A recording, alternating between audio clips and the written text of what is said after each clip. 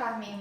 Hoy le traemos un análisis histórico producto de encuesta que le hemos realizado a distintas personas, En el cual el tema a tratar será la literatura y su evolución a través de las distintas etapas históricas. En esta edición vamos a hablar sobre la literatura neoclasicista hispanoamericana. Este fue un movimiento cultural, artístico y literario.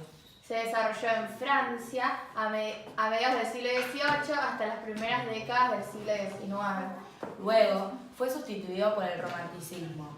Fue traído a Latinoamérica años después ante los cánones ya agotados del clasicismo. Al producirse el desgaste de las culturas barrocas que aspiraba a restaurar el gusto y las normas del clasicismo. Ya que el barroco fue un movimiento que se caracterizó por una visión pesimista, elaborada, descriptiva y con abundancia de recursos literarios, como el contraste y la exageración.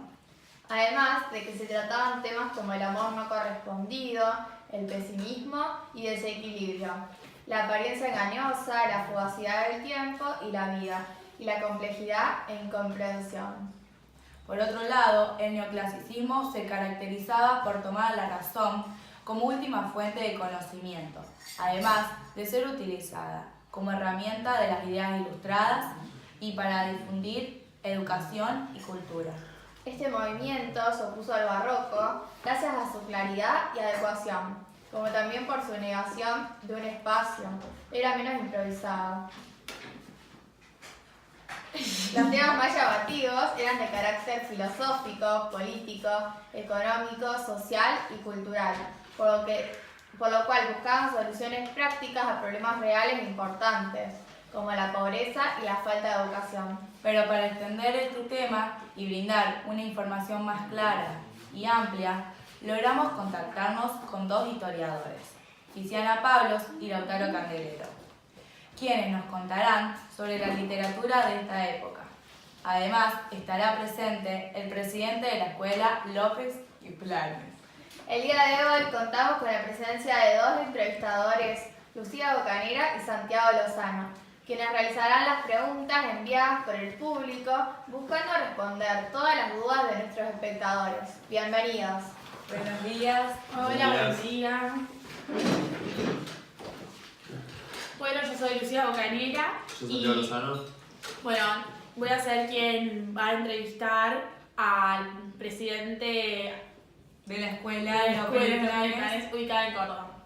Y yo voy a entrevistar a los historiadores Tiziana Pablos y Lautaro Candelero. Bueno, muchísimas gracias. Después de la pausa, comenzamos con la entrevista de Lucía.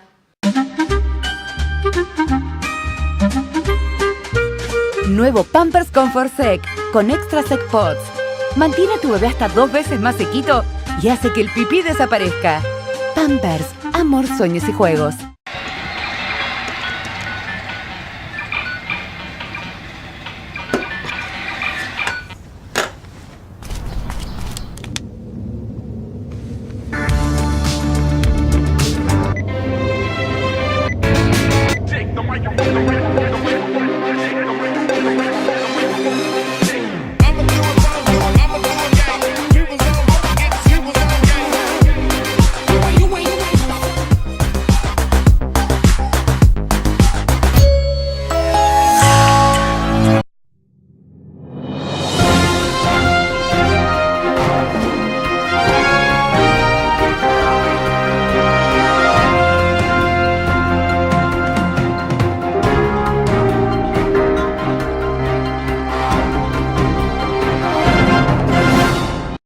Y acá estamos de nuevo.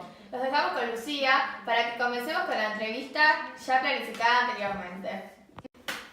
Hola, soy Lucía y hoy estamos con el director de la escuela llamada López y Planes, ubicada en la ciudad de Córdoba.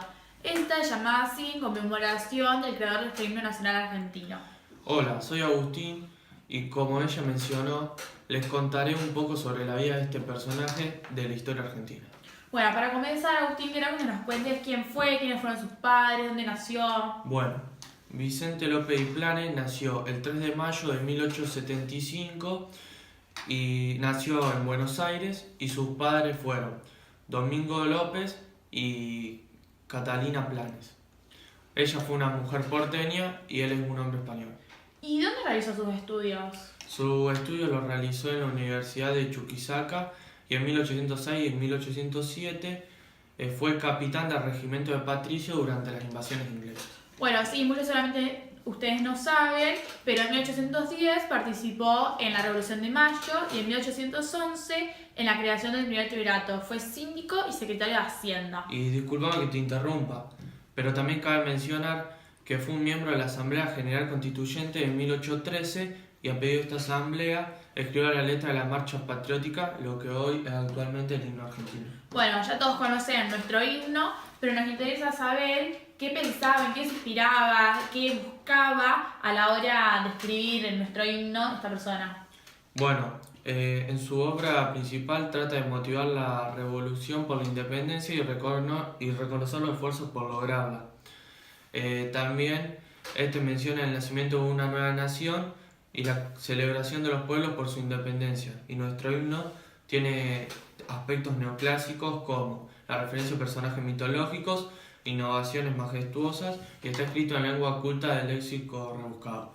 Bueno, a partir de lo que dijiste, puedo ver estas ideas neoclásicas reflejadas en algunas frases del himno. Al gran pueblo argentino, salud, los libres del mundo responden, o aquella otra que dice, os juremos con gloria de morir, ¿puede ser? Sí, esto es totalmente acertado. Bueno, prosigamos. Si es cierto que estuvo involucrado en el gobierno de Alvear. Sí, posteriormente, bueno, no sé si estuvo totalmente involucrado, pero colaboró con el gobierno de Carlos María de Alvear en 1815 y luego fue nombrado secretario del Congreso Constituyente en 1824 y ministro del presidente Bernardino Rivadavia en 1826. En 1827 llegó a ser presidente provincial de las Provincias Unidas del Río de la Plata. Bueno, en 1852 fue gobernador de Buenos Aires y anteriormente ha sido presidente del Tribunal de Justicia y presidente del Salón Literario. Sí, de verdad que son miles de puestos los que podríamos mencionar de él, pero bueno, finalmente falleció en Buenos Aires el 10 de octubre de 1854. Bueno, con esto terminamos la nota y queremos agradecerte mucho por haber participado, haber querido venir a compartir esto con nosotros. No, muchas gracias a ustedes, ya que fue un placer estar en este programa. Bueno, volvemos con vos, Jazmín, pero antes los invitamos a escuchar una versión de la obra de Vicente, nuestro himno, interpretada por Blas Parera. Nos vemos luego.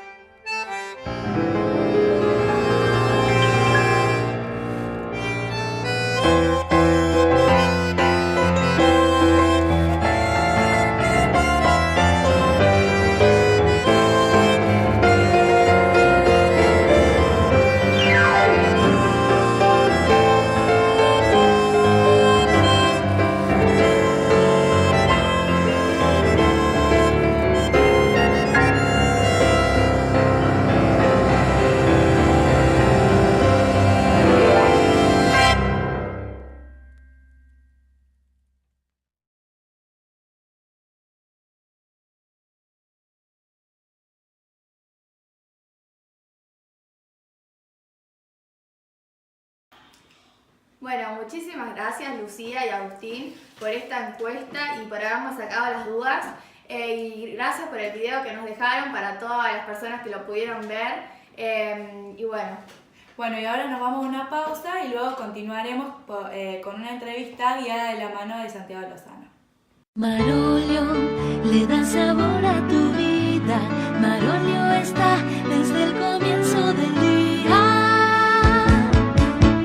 Mate y café, harina y palmitos, yerba, mermeladas, cacao picadillo, pata y caballa, arroz y arvejas, sardinas y atún, choclo y lentejas. Marolio le da sabor a tu vida. Marolio está desde el comienzo del día. Marolio, una de las marcas más elegidas por los argentinos.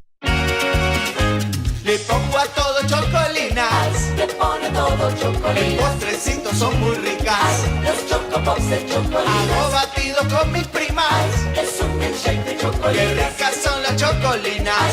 Qué ricas son las Tomo chocolinas. un helado en la cocina. Un helado con Y chocolate. chocotorta en la oficina. Es el cumple de Carolina. Dulce de leche y chocolinas. Un alfajor de chocolate. Ponele a todo chocolinas. Le pongo todo chocolinas.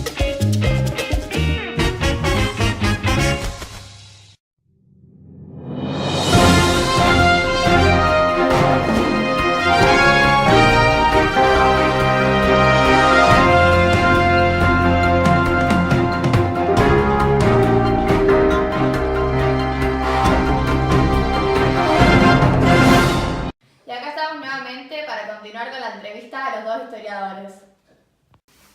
Hola, soy Santiago y en este momento nos encontramos con dos historiadores de la ciudad de San Francisco. Ellos responderán algunas preguntas y nos contarán un poco sobre este periodo.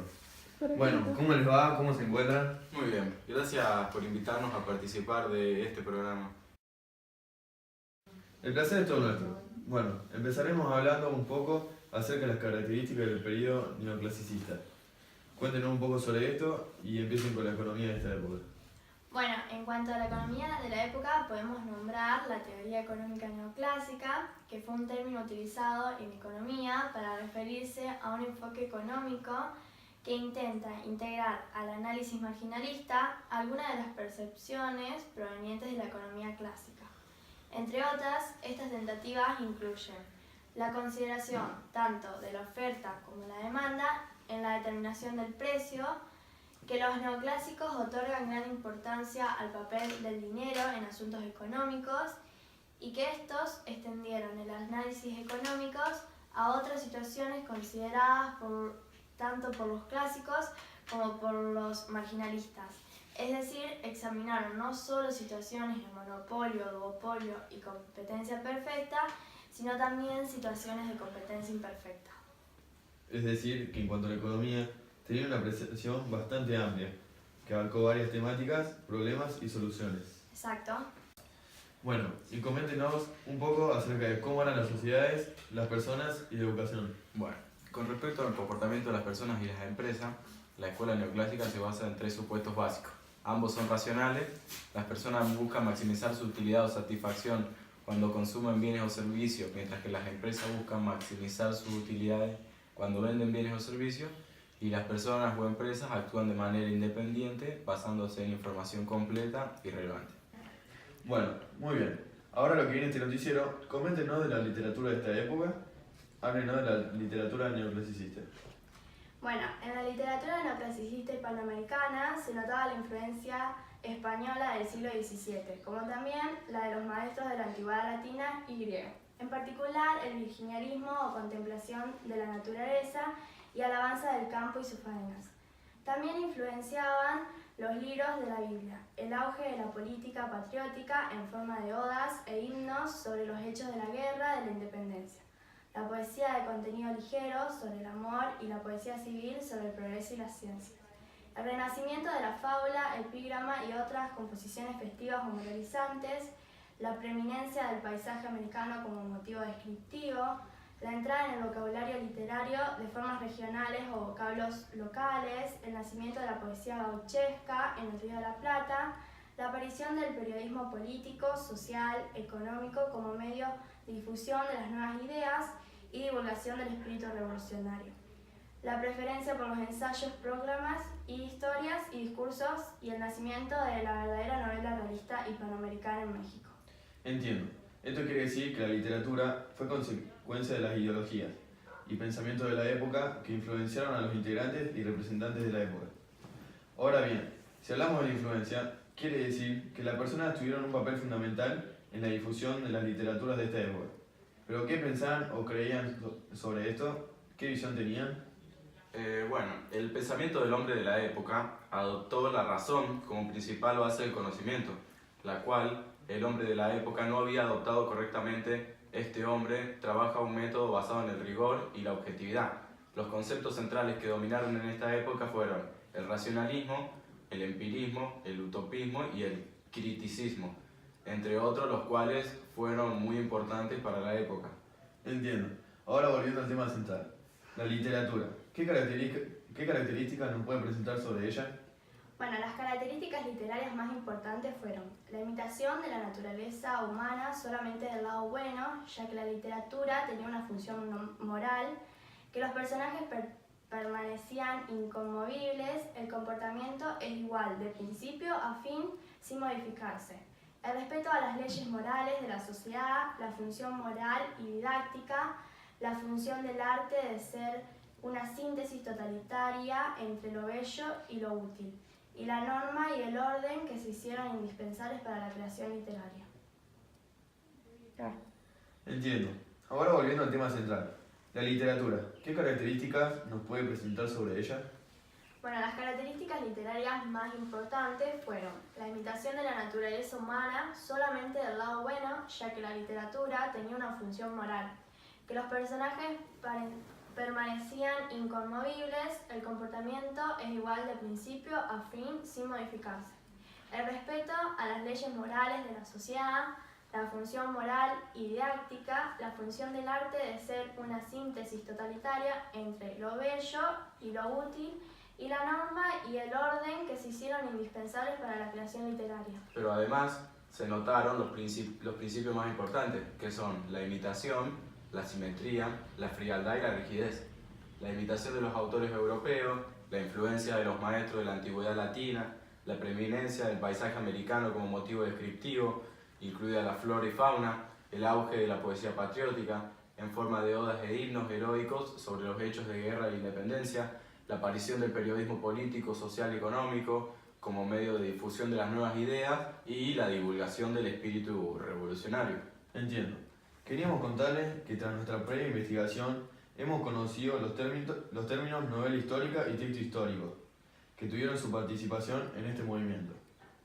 ¿Qué nos pueden decir de ellos y qué los diferencia? Bueno, la novela histórica es un texto literario que se nutre de temas relacionados con la memoria y la identidad colectiva. Elige personajes y hechos claves y respeta una base histórica.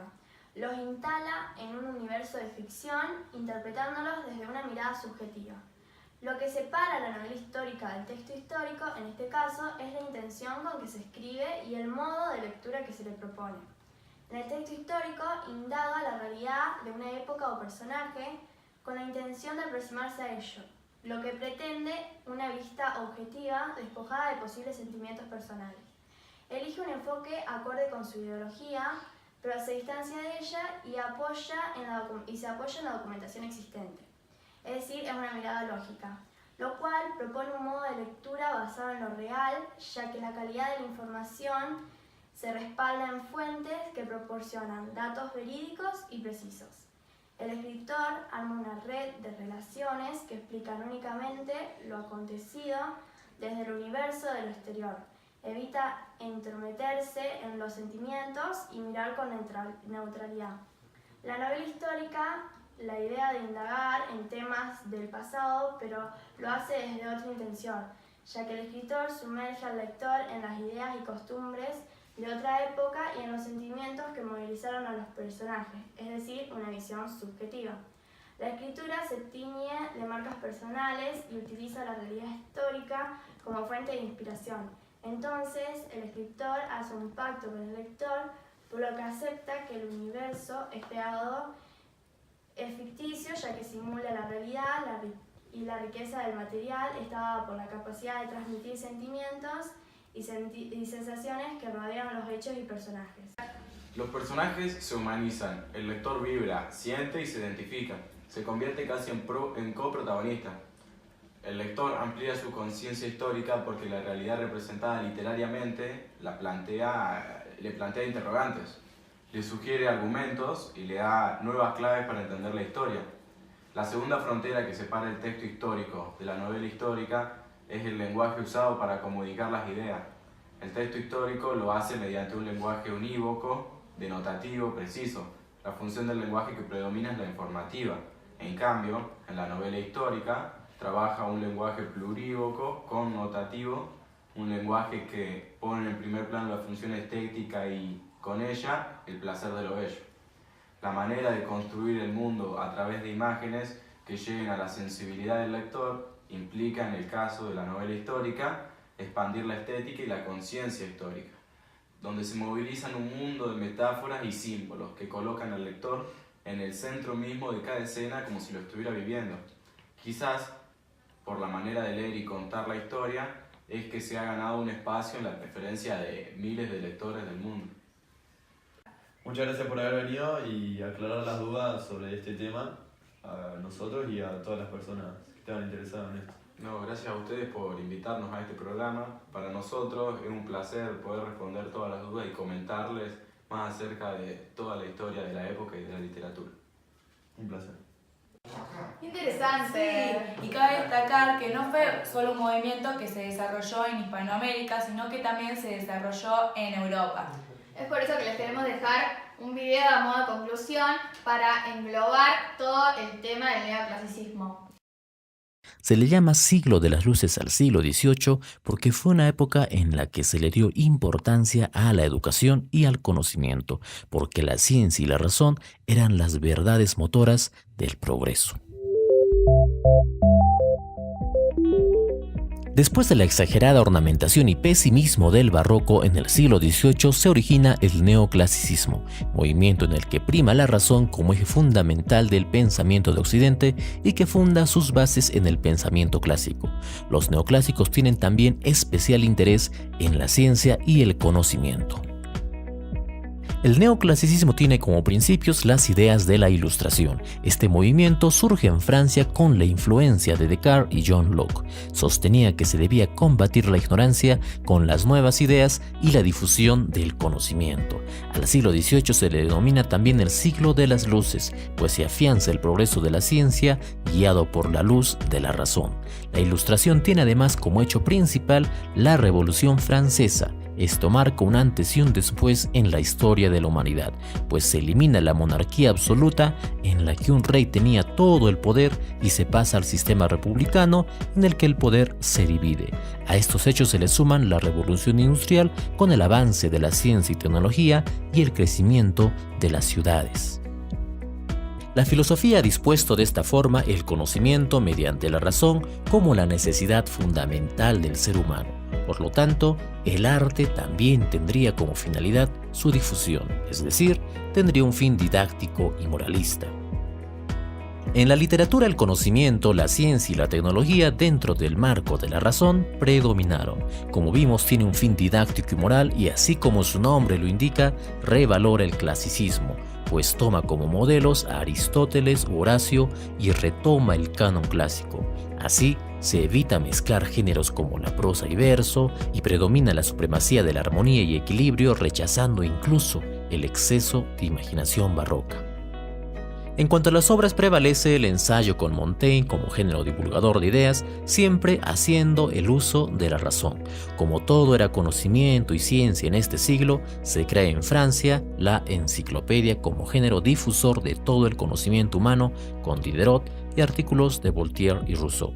La enciclopedia era la Wikipedia del siglo XVIII y contaba con 72.000 artículos. Se desarrolló también la fábula, pues tiene un fin moralista, una enseñanza que se expresa a través de su moraleja final. Destacan en este género los españoles Iriarte y Samaniego y el francés Fontaine. Como hemos podido ver, el neoclasicismo fue una época en la que el ser humano se interesa por la razón y el conocimiento. El mundo avanza y se hace uso de esta razón para explicarlo. La literatura se encamina en este objetivo, pero como nada dura para siempre, esta direccionalidad marcada parece restringir a muchos artistas que se encuentran limitados. Así nace una siguiente etapa denominada romanticismo. Bueno, con este video damos por finalizado el programa de hoy. Espero que les haya gustado y haberse podido sacar todas las dudas porque ese es nuestro objetivo. Nos vemos en el programa de mañana y muchísimas gracias. Chao. Chao.